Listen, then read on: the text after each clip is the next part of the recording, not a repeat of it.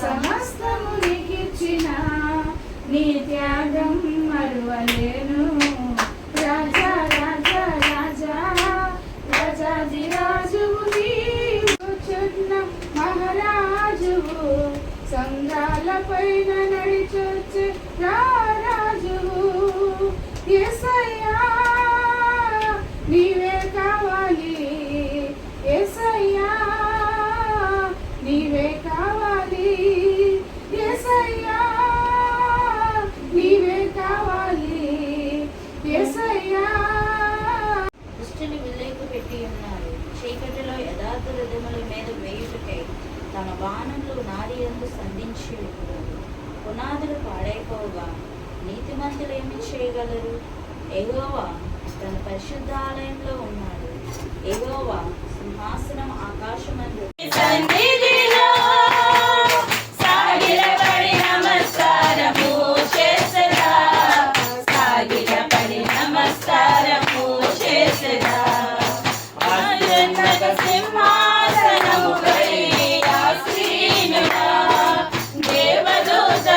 స్థిరంగా పర్మనెంట్ ఉద్యోగం రావాలని నేను ఆశపడుతున్నాను.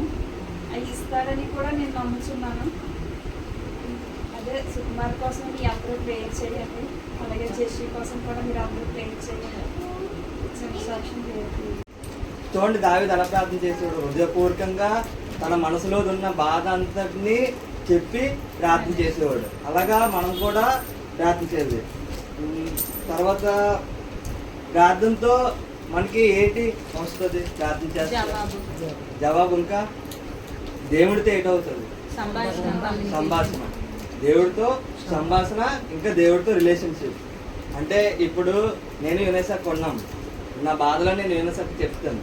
యునెసెఫ్ ఏమో చేస్తాను. అదే నేను ఏదైనా తప్పు పని చేశాను అనుకోండి, యునెసెఫ్కి తెలియకుండా నేను తప్పు చేసిన అక్కకు తెలుసు, మనం తప్పు చేసినట్టు, నేను తప్పు చేసినట్టు అక్కకు తెలుసు. అక్క ఏం సర్లే. అంటే ఇక మన ప్రార్థన జీవితంలో కూడా మనం ఏ విధంగా దేవుడు పరిశుద్ధ విషయంలో, వాక్యం విషయంలో మన నీతి అది ఎక్కడైనా పోగొట్టుకుంటే, మనం ఎక్కడైనా వెనకబడి ఉంటే మనం ప్రార్థన చేసుకుని దాన్ని సరి చేసుకోవాలి.